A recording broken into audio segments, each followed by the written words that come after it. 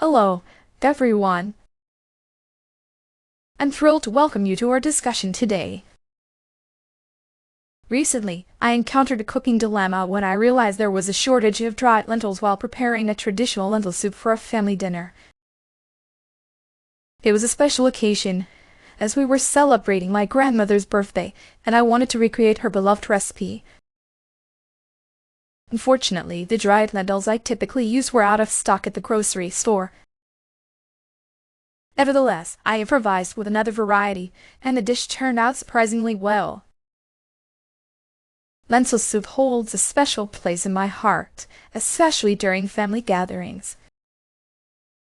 It's a comforting and nourishing dish that reminds me of home. Now, I'd love to hear everyone's thoughts on this experience and how they handled similar situations in their own cooking adventures. Chloe, your cooking episode resonates with me, as I often encounter ingredient shortages when preparing meals for my family. It's inspiring to hear how you adapted to the situation and still managed to create a delicious dish. Absolutely, Jennifer. Chloe's resourcefulness in the kitchen is commendable. It's essential to be flexible and creative when faced with unexpected challenges while cooking. I couldn't agree more, Emily. Cooking is all about improvisation and making the most of what you have on hand. Chloe's experience underscores the importance of adaptability and resilience in the kitchen. Well said, Maya. Chloe's story reminds me of a similar situation I faced recently when I ran out of a key ingredient while preparing a meal for guests. It's times like these that test our culinary skills and creativity, but they also provide valuable learning opportunities.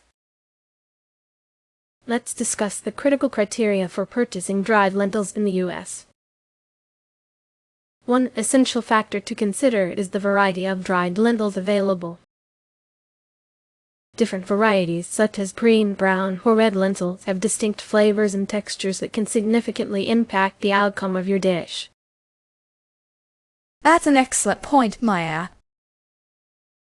Another criterion to consider is the cooking time required for dried lentils. Some varieties cook faster than others, so it's essential to choose the right type based on your recipe and time constraints.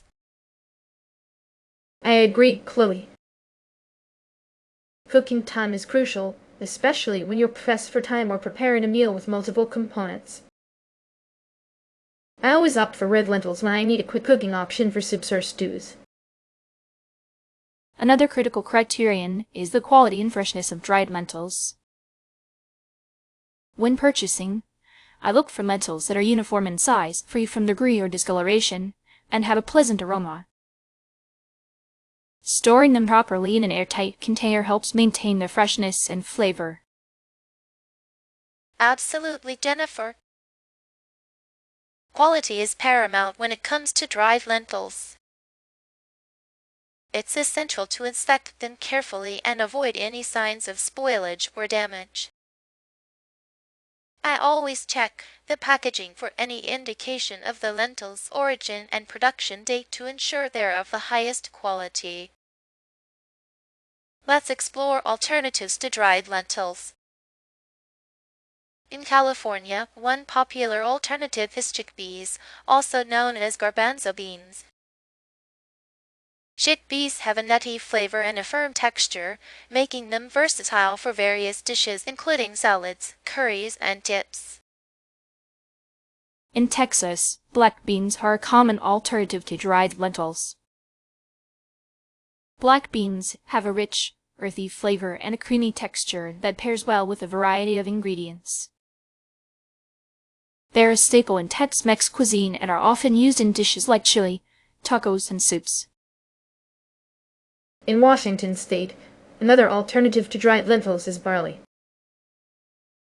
Barley is a hearty grain with a chewy texture and a nutty flavor that adds depth to soups, stews, and salads.